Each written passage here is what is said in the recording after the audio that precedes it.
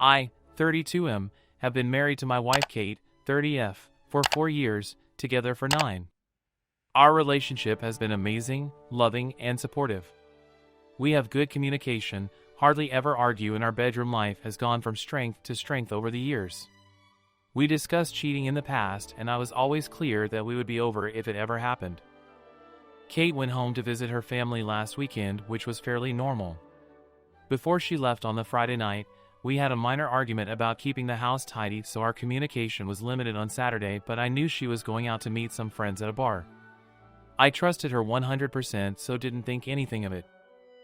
Before I fell asleep, I texted her saying that I hoped she had a nice night. When I woke up on Sunday morning, I had a missed call from Kate at 4 a.m., so I immediately called her to check if she was okay, but no answer.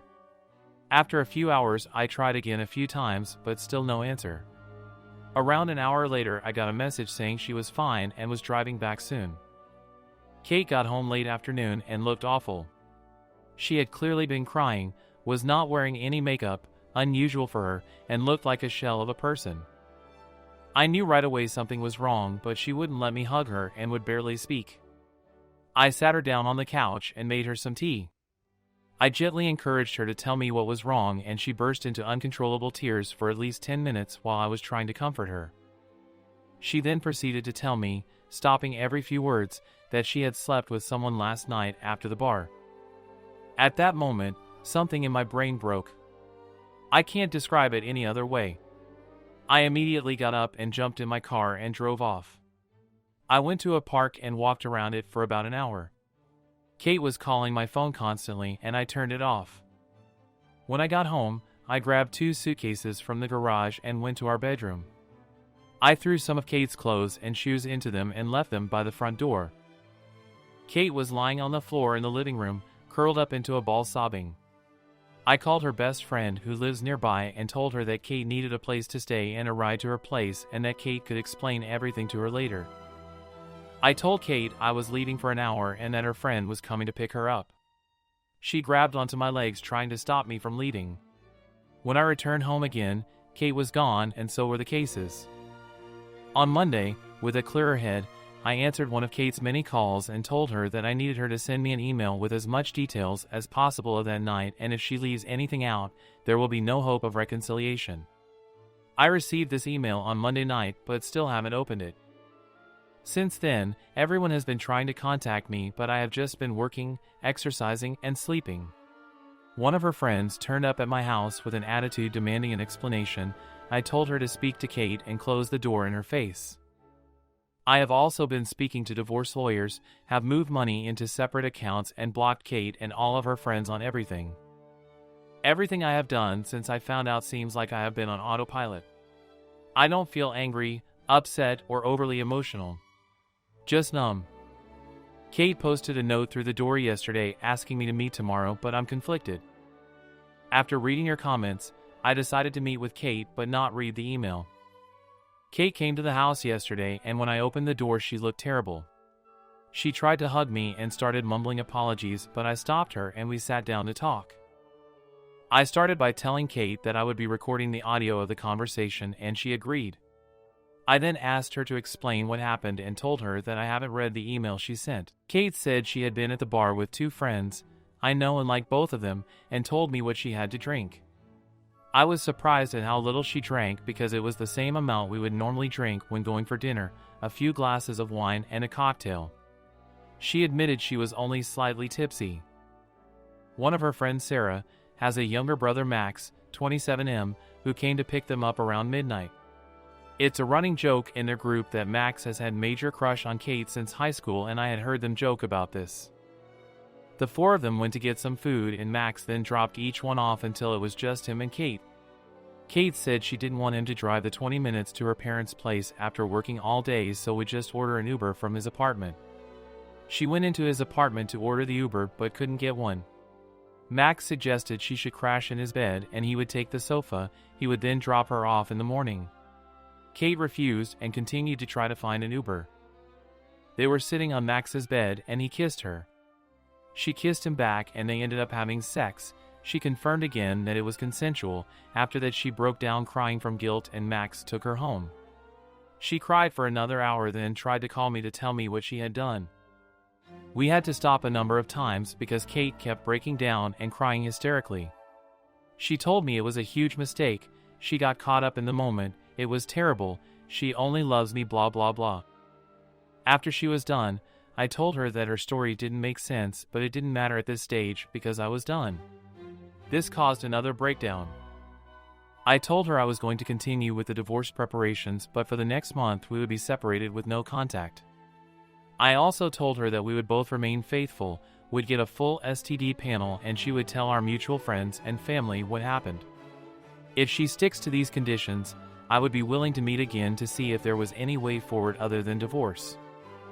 She enthusiastically agreed to this, but made it clear that she did not expect me to stay faithful to her. I know many of you will criticize this decision, but I need to be sure that divorce is the right option after I have had time to process everything that has happened. I am still 99% sure that is where we are heading, but I need to be 100% certain. A few things have happened in the last week, so I thought I would make an update post if anyone is interested. First of all, I'm not in robot mode anymore. I have been having bursts of intense feelings of anger and betrayal, but have been keeping busy with work and exercise. My friends have also been great since they found out and have been dragging me out of the house to hang out. I decided to read the email and wish I hadn't. The story Kate told in the email was mostly the same, but there was no mention of going into Max's apartment to order an Uber. There were also pretty explicit details of what they did, for how long, and that they had apparently used a condom. I will never be able to forget this description. Many people who were originally criticizing me for kicking Kate out of the house have now apologized, but they can keep it. Kate's parents reached out to apologize, and I spoke to them because we had a good relationship before all of this. They begged me to try to work it out, but said they understood if I decided to get divorced. I didn't commit to either option. Kate's other friend, that was there that night, contacted me to tell me her side of the story. It mostly matched up, bar food home. She said Kate could stay over at her house, but she refused, saying she was driving home early the next morning. Max apparently insisted that he would take Kate home. The version of the story that she told didn't mention Kate trying to get an Uber, only that Max invited her in and she accepted. I asked her if she had ever suspected anything before, and she told me that about a year ago, she went to meet Kate for coffee but found Max sitting with her when she arrived. Apparently Kate looked guilty, but when asked about it she said they just met by chance. Sarah, Max's sister, also reached out to me and I spoke to her too. She was angry with both Max and Kate and told me a similar story. Apparently her whole family are angry with Max, and she had not spoken to Kate since she found out.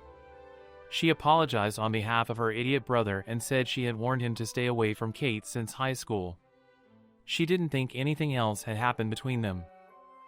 I have had zero contact from Kate, but heard that she was going to be moving into an Airbnb near our house. Apparently she is not coping well and called in sick from work a few times over the last few weeks.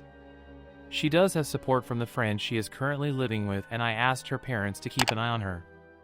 Her parents came up to see her this past weekend. I went out with some friends at the weekend and ended up drunk at a bar. I was talking to a girl there who I probably could have gone home with, but I stopped myself because I wanted to keep my self-respect. Reading the email and hearing what they had done made me give up hope of repairing this. Especially when I know she is not being truthful with me on other things, so who knows? I will be moving ahead with the divorce and might not even wait a month before telling Kate that this is my final decision. I debated posting this update, but a lot of people seem to be invested in this mess, so here it is. Apologies in advance if this is TMI. Kate sent me an email last week asking to pick up some things she needed for work. My lawyer told me not to prevent her from having access to the house or her possessions, so I reluctantly agreed that she could come over on Thursday night when I would be at the gym. I told her to be out by 7:30, but when I got home at 8 she was still there. When I walked in, she had left a few work-related items next to the stairs, and she was chopping vegetables for dinner. She looked amazing with her hair and makeup done, wearing one of the dresses I like. The whole place had been tidied and cleaned. I calmly asked her to leave immediately, and she made her way to the door but stopped and asked if we could speak. I should have said no, but I eventually agreed. We sat down and had a conversation for around an hour, which jumped from topic to topic. Again, I told her I would record the audio and she agreed. I started by asking her if she had kept her side of the agreement we made the last time we spoke. She said she had taken an STI test which was all negative, mine was too thankfully, and a pregnancy test which was negative. She hadn't been with anyone else and also told a few friends and family what happened, and many of them were angry and were not speaking to her. I asked a lot of questions that had been turning over in my mind for the last few weeks. She confirmed that her reason for going into Max's apartment, the Uber story, was BS, and she said he invited her in for a drink and she agreed, knowing at some level that something was going to happen. She can't explain why she did this other than being selfish and enjoying the attention.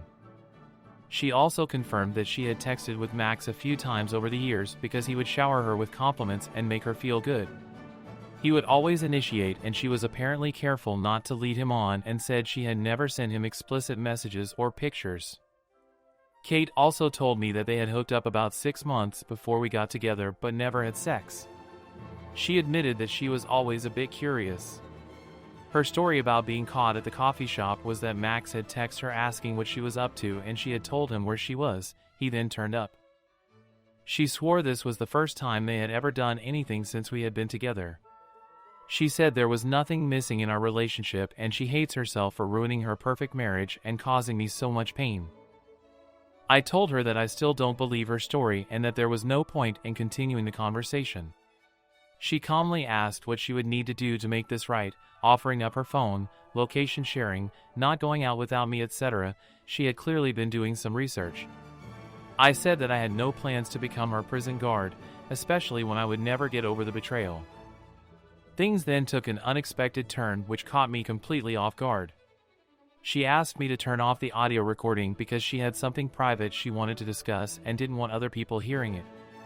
I refused and she reluctantly continued. She asked if I had been involved with anyone else sexually since all of this happened, making it clear she was fine with it. I told her no, and she said that I must be going crazy.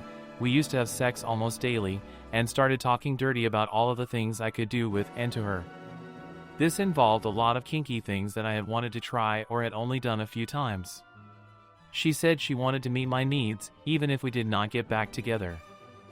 She said we could have as many threesomes as I wanted from now on, or we could be open on my side only, and she would even find partners for me. She was trying very hard to turn me on, and I stayed silent until she asked who I wanted to have a threesome with.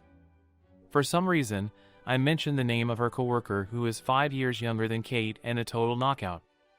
This surprised her, but she was in too deep and asked me what I wanted to do with her.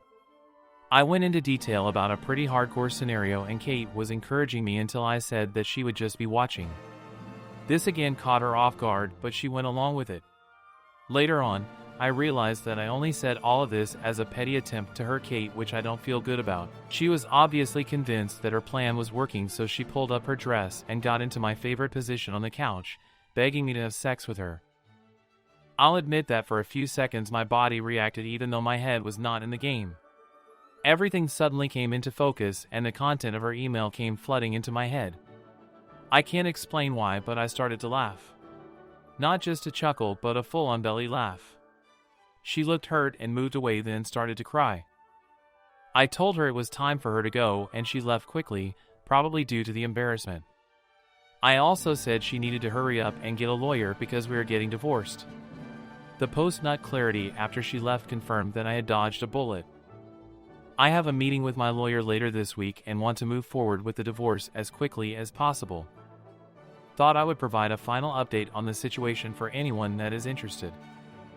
The last few months have been tough and I have only seen Kate in person a handful of times. After a few weeks of no contact, I decided that we should discuss things with a clearer head. We went for lunch and had a calm, respectful conversation about everything that had happened and what reconciliation might look like. Kate said she would do anything to get things back on track, and I believe her, but didn't commit to anything. After that, Kate asked me to go with her to see her therapist, who is also experienced in dealing with married couples. I thought about it for a few days before agreeing. The session was tough with a lot of tears, but I didn't get a straight answer on why Kate had decided to cheat. The therapist was surprisingly fair to both of us and was not judgmental. We again discussed reconciliation, but I told her that I thought it was best to proceed with the divorce. Last week, I drove up to her parents' house to drop off some tools I had borrowed from her dad. We had arranged for Kate to be there and for her parents to go out for a few hours to give us a chance to talk. I spoke with her parents alone, who were heartbroken, which was hard, but they were both very supportive. During the conversation with Kate, I told her clearly that I had given it a lot of thought, but I wanted to move ahead with the divorce. It came down to the fact that, in my view, we would never get back to where we were, and I realistically can't see myself ever getting over the betrayal. Even if we could regain the trust, it could take a decade of hard work, and that is too big of a risk for me. Kate finally accepted this, and we had calm discussion about how we would divide assets, sell the house, etc., and wrote an email to our respective lawyers. We left each other on good terms.